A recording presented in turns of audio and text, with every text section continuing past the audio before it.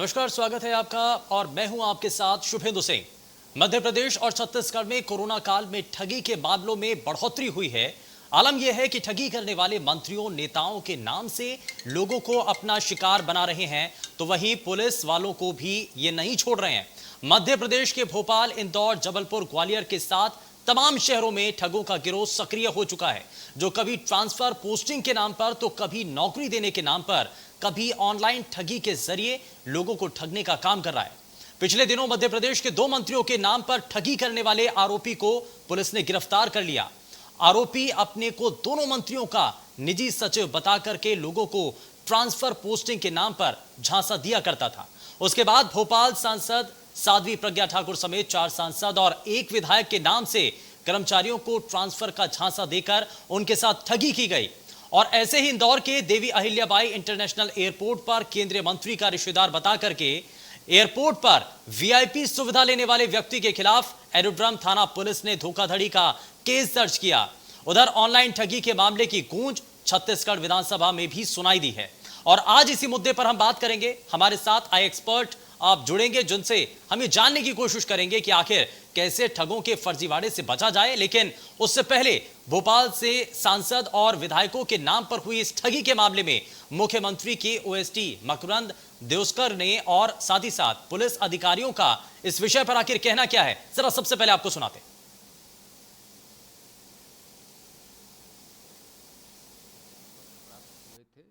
जो प्रथम दृष्टया ही ऐसा लग रहा था कि फर्जी हैं, उनकी पुष्टि माननीय जनप्रतिनिधियों ने भी की है कि वे फर्जी हैं। उनके द्वारा किसी प्रकार का कोई पत्र नहीं लिखा गया है। इस प्रकार के प्रकरण को डीआईजी अर्बन भोपाल को आवश्यक कार्रवाई के लिए पत्र लिखा गया है। अभी तक लगभग 10 पत्र विभिन्न सांसद और विधायकों के प्राप्त हुए हैं, जिन्हें डीआईजी भोपाल को कार्रवाई के लिए भेजा गया है। पूरे मामले को भोपाल पुलिस को सौंपा गया है। भोपाल पुलिस के द्वारा जो है मेरे को इसमें क्राइम ब्रांच में जांच प्राप्त हुई है, उसमें हम जांच कर रहे हैं। जो प्रथम दृष्टा उन नोट शीट का जो है अवलोकन किया गया है। अवलोकन उपरांत पाया गया कि उसमें जो है 3 सांसद महोदय हैं। इसमें भोपाल सांसद हैं, राजगढ़ सांसद हैं और देवास सांसद हैं। 3 सांसद और 1 सिलवानी विधायक जी हैं। इन चारों की जो है नोट शीट लगी हुई है और उसमें करीब करीब जो है स्वास्थ्य विभाग, शिक्षा विभाग और राजस्व विभाग के कुछ लोगों के जो है स्थानांतरण की रिकमेंडेशन की गई है, तथाकथित जो फर्जी नोट शीटें उनके द्वारा उन जनप्रतिनिधियों के नाम का दुरुपयोग करते हुए। इसमें कुल जो नामों का परीक्षण किया गया है उसमें 27 के करीब नाम अभी जो है सामने आए और उसमें भिन्न भिन्न जिलों की जानकारियाँ हैं। तो इसमें हम सभी जिलों में जो आवेदक हैं उनसे बात कर रहे हैं और उस तह तक जा रहे हैं कि जिन लोगों के द्वारा आवेदन दिए गए हैं और किन लोगों के द्वारा ये फर्जी नोट शीट बनाई गई है, इसमें हम प्रथम दृष्टा बहुत जल्द अपराध भी पंजीबद्ध कर रहे हैं और इन लोगों को खिलाफ धरपकड़ कर कड़ी कार्रवाई। और वहीं इस पूरे मामले में कांग्रेस का कहना क्या है, जरा सबसे पहले आपको सुनाते हैं। पर को उद्योग बताने वाले भाजपाइयों की सरकार में ट्रांसफर एक माफिया का रूप ले चुका है। पहले तो इस ट्रांसफर के सीजन के शुरू होने में ही भाव सूचियां टंग गई, 5 लाख तक के भाव खोल दिए गए। नकली पीए, नकली मंत्रियों के सहायक मार्केट में आए, उन्होंने लोगों को लाखों करोड़ों से लूटा। और अब जो है नकली लेटर पैड के माध्यम से जो सिफारिशें हुई हैं और उन पर तबादले हो गए हैं, इसकी जांच शुरू हो रही है।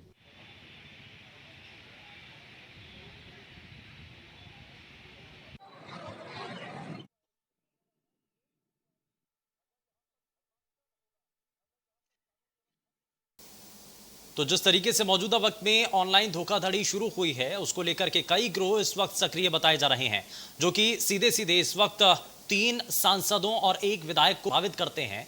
और इससे जुड़ी ये खबर सामने आ रही है, ये मामला सामने आया है। लेकिन हाल फिलहाल के अंदर देखा गया कि तकनीकों का सहारा लेकर के अब ऑनलाइन ठगी का आप रास्ता जो है, आप ऐसे जो शातिर लोग हैं वो इस्तेमाल करते हैं और इससे बहुत हद तक चूना आम लोगों को लगाया जाता है और ऐसे लोगों को प्रलोभन दिया जाता है, जो कि आप चाहे वो ट्रांसफर कराना चाहते हो या फिर पोस्टिंग को लेकर के आप उनकी डिमांड रहती है, तो ऐसे लोग इन लोगों को शिकार बनाते हैं। मंत्रियों को अपना करीबी बताते हैं, उनके निजी सचिव बता करके ये धोखाधड़ी को अंजाम दिया जाता है। लेकिन इस सब से कैसे बचा जाए, आज सवाल यही है और इसी की जानकारी हम अपने इस कार्यक्रम के जरिए आप तक पहुंचाएंगे। और चलिए जरा आगे बढ़ते हैं और सबसे पहले आज के खास मेहमानों से आपको मिलवाएंगे, लेकिन उससे पहले आपको बता दें कि ये जो पूरा मामला है वो सामने आया है। दरअसल कोरोना काल में अलग अलग तरीके से परेशानियां आम लोगों के सामने आई, लेकिन एक बड़ी परेशानी निकल करके जो देखने को मिली है वो ऑनलाइन ठगी को लेकर के है। दरअसल इस दौरान कई सांसदों और कई मंत्रियों के द्वारा भी इस पर शिकायत दी गई कि उनके नाम पर उनके एवज में कुछ पैसे मांगे गए और ये कुछ ऐसे फर्जी लोग थे जो कि ऑनलाइन ठगी करते थे और लोगों को अपना शिकार बनाते थे। एक लंबे समय से कुछ ऐसे ही मामले सामने आते चले जा रहे थे, लेकिन इसको लेकर के जब अब शिकायत की गई है, पुलिस तक भी ये मामला पहुंचा है, तो बड़े सवाल उठ रहे हैं। दरअसल मध्य प्रदेश और छत्तीसगढ़ में कोरोना काल के भीतर ये ऐसे ही कई मामले सामने आए हैं और आलम यह है कि ठगी करने वाले मंत्रियों नेताओं के नाम से लोगों को अपना शिकार बना रहे हैं, तो वहीं पुलिस वालों को भी वो नहीं बख्श रहे हैं, यानी कि पुलिस वालों को भी इस दौरान निशाना बनाया जाता है। मध्य प्रदेश के भोपाल, इंदौर, जबलपुर और साथ ही साथ ग्वालियर संभाग में भी ऐसे ही तमाम शहरों में ये ठगी गिरोह के जो लोग हैं, इनका जो पूरा गैंग है वो यहाँ पर सक्रिय नजर आता है, जो कभी ट्रांसफर पोस्टिंग के नाम पर तो कभी किसी और दूसरे नाम पर, चाहे वो नौकरी दिलाने के नाम पर हो, इसी तरीके से धोखाधड़ी करते हैं, ठगी करते हैं और कभी ऑनलाइन ठगी के जरिए लोगों को वो अपना शिकार बनाते हैं। और पिछले एक लंबे समय से मध्य प्रदेश के अंदर ये सिलसिला इसी तरीके से जारी है और इस दौरान क्योंकि जानकारी ये भी मिली है कि 2 मंत्रियों के नाम पर ठगी करने वाले आरोपी को पुलिस ने गिरफ्तार भी किया, लेकिन आरोपी अपने को दोनों मंत्रियों का निजी सचिव बता करके लोगों को ट्रांसफर और पोस्टिंग के नाम पर उनसे पैसे ऐंठता था, उनको झांसा देता था और उसके बाद अब भोपाल सांसद साध्वी प्रज्ञा ठाकुर समेत 4 सांसद और 1 विधायक के जो नाम से कर्मचारियों को ट्रांसफर का झांसा देकर उनके साथ इसी तरीके से ठगी की गई है। तो यानी कि ये सिलसिलेवार तरीके से मंत्रियों और नेताओं के नाम पर ठगी की जा रही है और इसको लेकर के अब सवाल उठ रहे हैं। जरा इन सवालों का जवाब तलाशने की कोशिश करते हैं, लेकिन सबसे पहले आज के खास मेहमानों से आपको मिलवा देते हैं। हमारे साथ साइबर सेल ग्वालियर से एसपी सुधीर अग्रवाल जी कार्यक्रम में जुड़ चुके हैं। सुधीर जी, बहुत स्वागत है आपका कार्यक्रम में। साइबर एक्सपर्ट मोनाली गुहा हमारे साथ कार्यक्रम में जुड़ चुके हैं। मोनाली, बहुत स्वागत है आपका कार्यक्रम में। और साइबर एक्सपर्ट आकाश मिश्री हमारे साथ कार्यक्रम में जुड़ चुके हैं। आकाश जी, बहुत स्वागत है आपका कार्यक्रम में। लेकिन मैं शुरुआत जरा सुधीर अग्रवाल जी आपसे करना चाह रहा हूं। ये मौजूदा वक्त में जो सिलसिलेवार तरीके से मंत्रियों नेताओं को शिकार बना करके या फिर कह लीजिए कि उनके नाम के सामने रख करके आम जनता के साथ ठगी की जा रही है, धोखाधड़ी की जा रही है, ये एक बार नहीं है, इससे पहले भी कई बार मामले सामने आ चुके हैं और बीते रोज ये सिलसिलेवार तरीके से घटनाएं देखने को मिल रही हैं। क्या इसके पीछे है? तकनीकों का सहारा अब जो ये ऐसे शातिर लोग हैं वो इसका इस्तेमाल कर रहे हैं, गलत तरीकों को इसमें अंजाम दे रहे हैं। देखिए, ये जो प्रसंग आप अभी इस न्यूज में बता रहे हैं, जो मैं देख रहा हूँ, इको आ रहा है, इसमें इको आ रहा है, इको बंद कर दें। ये बेसिकली रिपोर्ट हमारे यहाँ नहीं हुआ है, तो बहुत डिटेल में तो मैं इसके बारे में आपको नहीं बता पाऊंगा। जो मीडिया के माध्यम से समाचार में जो मिल रहे हैं, बस वही मिल रहे हैं। इस तरह की जो ठगी आप बता रहे हैं, ये इसमें ऑनलाइन फ्रॉड हुआ हो, ये प्रथम दृष्टया तो प्रतीत नहीं हो रहा है। बाकी जो इस केस को देख रहे हैं, जिसको इन्वेस्टिगेट कर रहे हैं, उसके बारे में वो बहुत अच्छे से बता पाएंगे। लेकिन ऑनलाइन है अथवा ऑफलाइन है, किस तरह से ये फ्रॉड हुआ है।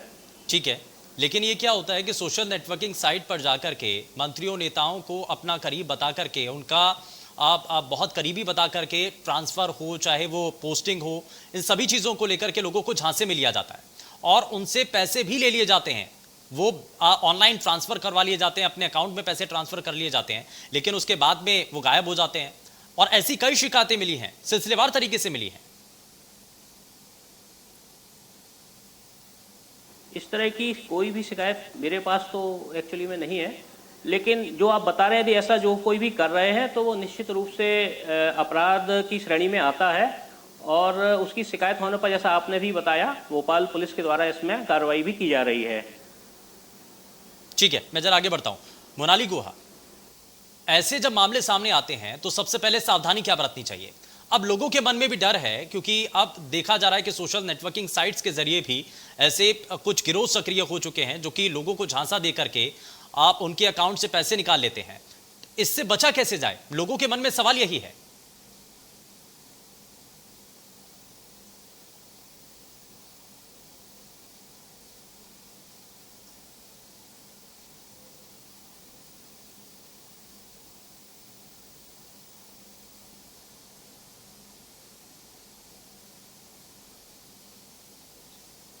मोनाली, आपकी आवाज नहीं पहुंच रही है।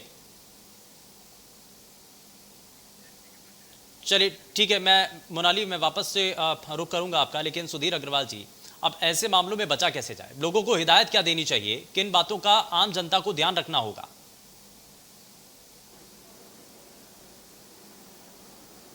देखिए, ये जो मामला आप मुझे बता रहे हैं, ये वैसा मामला नहीं है जिन मामलों के साथ साइबर पुलिस डील करती है। हम लोग जो डील करते हैं वो प्रोफेशनल साइबर फ्रॉडस्टर्स के साथ जो अपराध होते हैं उनके डील हम करते हैं। आजकल बहुत प्रकार के तरीक़ों से लोगों को ठगा जा रहा है। संगठित रूप से कई गिरोह हैं जो देश के विभिन्न हिस्सों में काम कर रहे हैं। इनके द्वारा या तो मोबाइल पे कॉल करके लोगों से बैंक अकाउंट के, उनके ATM कार्ड के डिटेल्स ले लिए जाते हैं। अदरवाइज कोई लिंक भेज के, फिशिंग लिंक के माध्यम से उसके डिटेल्स प्राप्त कर लिए जाते हैं और उनके नागरिकों के जो बैंक अकाउंट में जो राशि होती है उनको डिफरेंट अकाउंट्स में ट्रांसफ़र करके उनके साथ ठगी की जाती है। तो हम लोग मेनली उनके साथ डील करते हैं। ये जो आप विषय बता रहे हैं ये साइबर पुलिस के डोमेन के बाहर का बात है, इसलिए मैं बहुत ज़्यादा इसके बारे में आपको नहीं बता पाऊंगा। ठीक है, लेकिन इसमें कुछ चीज़ें तो और बता सकते हैं। जनता को सावधानी कैसे रखनी होगी? अगर कोई मैसेज आता है, या आप जिस बात का जिक्र कर रहे हैं कि अगर कोई लिंक आता है आपके पास, तो उसको कभी ओपन नहीं करना चाहिए। क्या क्या चीज़ें इस दौरान करनी चाहिए, और किस तरीके से ऑनलाइन ठगी की जा सकती है? देखिए, जो ऑनलाइन ठगी जो प्रोफेशनल फ्रॉडस्टर्स करते हैं उसके बारे में नागरिकों को जागरूक करने के लिए हमारे state cyber police headquarter Bhopal के द्वारा भी समय समय पर एडवाइजरी जारी की जाती है। हम लोग भी उन एडवाइजरीज को सर्कुलेट करते हैं और विभिन्न सोशल मीडिया प्लेटफॉर्म से अपने स्तर पे भी जोन ऑफिस के द्वारा लोगों में जागरूकता फैलाने का प्रयास किया जाता है। ऑनलाइन और ऑफलाइन सेशंस के माध्यम से भी हम लोगों को जिसके बारे में जानकारी देते हैं।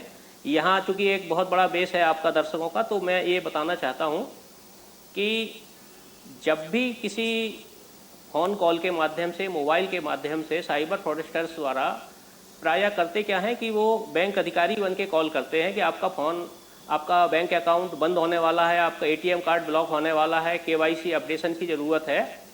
इन तरीक़ों के माध्यम से वो बैंक के जो विभिन्न डिटेल्स होते हैं, जो सीक्रेट कोड्स होते हैं जिनके माध्यम से पैसा निकाला जा सकता है अकाउंट से, वो डिटेल्स नागरिकों से धोखाधड़ी पूर्वक पूछ लेते हैं और फिर उनसे ट्रांजैक्शन करते हैं। तो मेरा इसमें सीधा सा परामर्श ये है कि फ़ोन कॉल पे अपने बैंक अकाउंट, अपने डेबिट क्रेडिट कार्ड से जुड़ी कोई भी इंफॉर्मेशन किसी भी व्यक्ति को ना दें। भले ही वो बैंक का अधिकारी अपने आप को बताए या कोई लॉ एनफोर्समेंट एजेंसी, पुलिस अधिकारी बताए, किसी भी तरह का कोई भी डर दिखाए, लालच दिखाए, धमकी दे, कुछ भी करे, बट अपने बैंक अकाउंट के डिटेल्स उनको ना दें और ना ही उनके कहने पे कोई पैसा ट्रांसफ़र करें। कई फ्रॉडस्टर्स जो होते हैं रिमोट शेयरिंग ऐप्स हैं, जैसे क्विक सपोर्ट है, एनीडेस्क है, इस तरह के ऐप्स भी डाउनलोड कराने के लिए नागरिकों से कहते हैं और छोटा सा अमाउंट 10 रुपये, 5 रुपये ट्रांसफ़र करने के लिए कहते हैं, कोई भी रजिस्ट्रेशन करने के लिए, विशेष रूप से जॉब के लिए ये इस तरह का रहता है। तो जब चूँकि उनके पास अकाउंट, उनके मोबाइल में रिमोट शेयरिंग ऐप डाउनलोड होता है तो सारा का सारा इन्फॉर्मेशन उनके पास पहुंच जाती है। ठीक है। और इस इन्फॉर्मेशन के बाद वो उनके बैंक अकाउंट से पूरा अमाउंट ट्रांसफ़र कर लेते हैं। तो ये सारी चीज़ें नहीं करना चाहिए। ठीक है, ठीक है। ये कुछ ऐसी जानकारी है जो कि आपको किसी के साथ भी साझा नहीं करनी है, और यदि आपको अब नए तरीके के ये जो ठगी गिरोह हैं, अगर उनसे बचना है, अपने आप को बचाना है, तो आपको सबसे पहले ये देखना होगा, ये साफ करना होगा, ये सुनिश्चित करना होगा कि आपको कुछ ऐसी बुनियादी चीज़ें हैं, यानी कि आपको अपने बैंक अकाउंट के बारे में आपको किसी को जानकारी नहीं देनी है। आपको क्रेडिट कार्ड और आपके जो दूसरे और तमाम जो कार्ड हैं, आप उसमें आपको किसी से इन चीज़ों के बारे में आपको साझा नहीं करना है। ठीक है, मैं ज़रा आगे बढ़ता हूँ। आकाश मिश्रा, ये अलग अलग तरीके अपनाए जा रहे हैं और आजकल इन ठगी के तरीकों के जरिए आम जनता को सीधे सीधे निशाना बनाया जा रहा है। बड़ा सवाल यह है कि नेताओं को शिकार बनाया जा रहा है, तो आम जनता की आखिर बिसात क्या है इसमें? आम जनता तो ऐसे कई मामले होंगे जो कि वो शिकार हो चुके होंगे जब नेताओं को नहीं छोड़ा जा रहा है। राज्यसभा सांसद रामविचार नेताम के जो क्रेडिट कार्ड से पैसे ट्रांसफर कर लिए जाते हैं और ठग ये नए नए तरीके की जो तकनीक है वो अपनाते हैं, इस सब का अंतर क्या है और कैसे बचा जाए? मैं यही बार बार पूछ रहा हूं कि आम जनता कम से कम सतर्क हो पाए। तो आम जनता जो जरूर सबसे ज्यादा जरूरी है, जो तरह तरह के, जैसा कि अभी सर ने बोला कि आम जनता जो तरह तरह के भोपाल साइबर सेल ये तरह प्रोग्राम अवेयरनेस किए या तरह तरह की चीजें हम गाइडलाइंस जारी करते हैं, कि मेन मुद्दा यहाँ पे ये आता है कि गाइडलाइंस बनाने से चीजें नहीं होती, क्योंकि सबसे बड़ी एक आम नागरिक या कोई भी इंसान जो ऐसे वॉलंटियर्स, जैसे कि अभी मिनिस्ट्री ऑफ होम अफेयर्स ने शुरुआत की थी, बहुत तरह के अगर आपको इंटरनेट पे कोई कमेंट या कोई भी ये फेक कंटिन्यू का सबसे पहला इनिशिएटिव, लेकिन अभी तक आपको मैं शहर हो या छोटे छोटे शहर, क्योंकि छोटे छोटे शहरों में सबसे ज्यादा टारगेट होते हैं, अभी अकाउंट से चला गया जस्ट बिकॉज ये जो अभी व्हाट्सएप टिकट आ रहा है या कुछ भी आ रहा है, तो ये सारी चीजें जो दिखाते हैं कि फिशिंग करते हैं, स्कैमिंग करते हैं, ये है कि आप अननोन कोई भी हो, चाहे आपको फोटो ही क्यों ना सेंड करो, सामने वाला पड़ताल सही है या नहीं रखता हूँ। हर बार ये यही चीज मुद्दा होता है कि हम सर एटीएम जाते हैं, एटीएम में हम अपनी गलती की वजह से ही सलाह दे देते हैं कि हमें आके हमारे साथ, उसकी वजह से हम फिर साइबर सेल में खड़े हो जाते हैं कि प्रॉब्लम ये हो जाती है कि सर हमारे साथ ये धोखाधड़ी हो गई है, हमारे साथ चेक हो गया। सबसे ज्यादा इंपॉर्टेंट ये है कि अगर ऐसा कुछ आपके साथ होता है तो आपको डरने की जरूरत नहीं है, आप जाए पुलिस स्टेशन में जाएं, अपनी कंप्लेन लिखाएं, और पुलिस स्टेशन को भी इस चीज के लिए साइबर अवेयरनेस को तैयार करना चाहिए।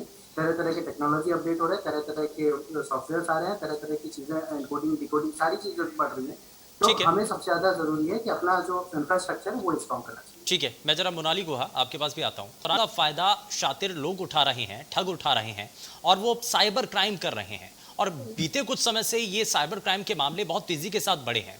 इसके पीछे कारण आपको क्या नजर आता है?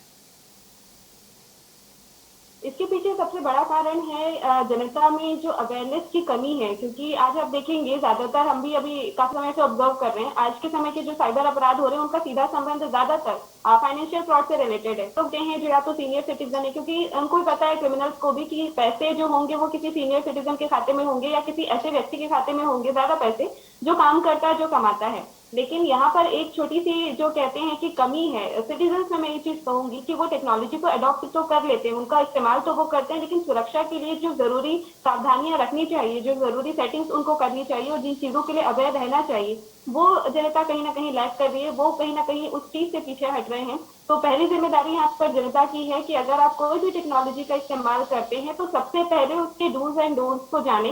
और बहुत जरूरी है कि अगर आप किसी ऑनलाइन ट्रांजेक्शन के साथ में अगर आप कहीं आगे बढ़ते हैं तो उसमें जो भी टेक्स्ट सामने लिखा होता है, अक्सर मैंने अपने केसेस में भी ये चीजें देखी है कि लोगों के साथ जो मैक्सिमम साइबर फ्रॉड होते हैं उसमें टेक्स्ट क्या लिखा हुआ है स्क्रीन पर, उस पर लोग गौर नहीं करते हैं। सामने से यदि कोई व्यक्ति कहता है कि इतने पैसे आपके खाते में जुड़ने वाले हैं तो लोग हाँ बोल के तुरंत ओके प्रेस कर देते हैं, पढ़ते भी नहीं कि वहां पर लिखा क्या है, क्या ये क्रेडिट हो रहा है, क्या ये डेबिट हो रहा है। यानी कि सीधे तौर पर एक तरीके से हम ये कहें कि ह्यूमन साइकोलॉजी का इस्तेमाल क्रिमिनल ज्यादा कर रहे हैं। उनको पता है कि लोग ठीक से सामने के इंस्ट्रक्शंस पढ़ते नहीं है, उनको पता है कि लोगों को अगर ये कहा जाए कि हम बैंक से बात कर रहे हैं या कोई अथॉरिटी बात कर रही है तो वो लोग बिलीव कर देते हैं। तो यहाँ पर जनता के लिए सीखने वाली चीज ये है कि सबसे पहले आप जो भी टेक्नोलॉजी इस्तेमाल कर रहे हैं उसके सुरक्षा उपायों को, सुरक्षा फीचर्स को आप जरूर सीखें। दूसरी बात ये है कि फोन पर यदि कोई आपसे बातचीत करता है और किसी भी तरह के फाइनेंशियल ट्रांजैक्शन की तरफ आपको लेकर जाता है तो सतर्क हो जाएं। किसी भी तरह के एप्लीकेशन को आप इंस्टॉल करने से बचें। इसका मैं सीधे तौर पर आपको एक एग्जांपल देती हूँ। कई ऐसे केसेस आए हैं कि लोगों को कहा जाता है कि आप एनीडेस्क इंस्टॉल कर दीजिए। इंस्टॉल करने के बाद इनका तरीका देखिए क्या होता है क्रिमिनल्स का। वो कहते हैं कि आप अभी अपने बैंक अकाउंट को ओपन करके देखिए आपके पास पैसे कितने हैं। अब जो चीज आपको दिखाई दे रही है वही सेम स्क्रीन क्रिमिनल्स को भी दिखाई देती है। यानी कि मोनाली, इस बात को अगर समझा जाए कि साइबर वर्ल्ड है, इसमें आपको हर कदम को बड़ी ही बारीकी के साथ उठाना होगा। अगर आप इस दुनिया में आ रहे हैं तो आपको क्या करना है, क्या नहीं करना है, इस बारे में आपको जानकारी होना बहुत हद तक जरूरी है। ठीक है, मैं जरा जल्दी से, बहुत कम समय, सुधीर अग्रवाल जी, मैं आपसे ही जवाब लेना चाह रहा हूँ। ये चाहे वो मध्य प्रदेश हो, छत्तीसगढ़ हो, राजस्थान हो, दिल्ली हो, यहाँ पर ये ठगी गिरोह इतना सक्रिय क्यों हो रहा है? इसके पीछे कारण क्या नजर आते हैं?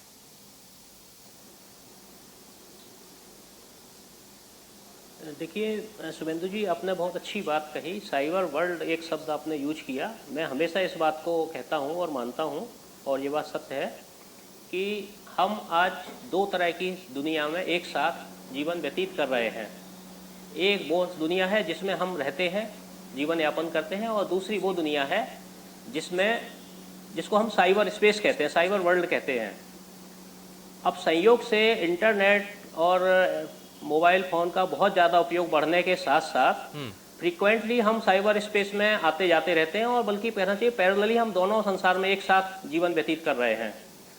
हमने अपने फिजिकल वर्ल्ड में जीने के बहुत सारे नियम, कायदे, कानून बचपन से सीखते हुए चले आए हैं, बट साइबर स्पेस में हम यूं ही एंटर कर गए हैं, हमने कोई नियम कायदा उसका नहीं सीखा है। बेसिकली हर किसी एक्टिविटी के लिए हमें कहीं ना कहीं एक अकाउंट बनाना होता है, उसका एक पासवर्ड होता है। अकाउंट के बारे में हम कहें तो उसका एक सीक्रेट पिन होता है, कुछ डिटेल्स होता है, जिस डिटेल्स के आधार पे हम ट्रांजैक्शन कर पाते हैं। उस डिटेल को कितना हमें सीक्रेट रखना है, और सीक्रेट नहीं रखने पर हमारा अकाउंट फ्री फॉर ऑल हो जाएगा, या कम से कम जिसको हमने वो सीक्रेट कोड बताया है उसके लिए वो ओपन हो जाएगा। ठीक है, और ऐसे में हम हर यदि चीज वो का हमें डिटेल ध्यान से भी रखना होगा। किसी को बिल्कुल, ये बताते हैं बेहद तो महत्वपूर्ण हमारा चीजें अकाउंट उसके लिए- हैं, ये बेहद महत्वपूर्ण चीजें, और हमारी कोशिश भी यही है कि हम अपने सभी दर्शकों तक वो सभी जानकारी पहुंचा सके जिससे वो ठगी होने का जो शिकार हैं वो कम से कम ना बन पाए। खैर, बहुत शुक्रिया सभी खास मेहमानों का कार्यक्रम में शामिल होने के लिए, अपना समय देने के लिए। लेकिन बड़ा सवाल यही है कि जब नेता, अभिनेता और आम जनता भी इसका जब शिकार हो रही हैं, तो आप सभी लोग कैसे बचें, इसको लेकर के हमारी कोशिश थी कि आप तक सही जानकारी पहुंचा पाए। पेशकश में फिलहाल बस इतना ही। नमस्कार।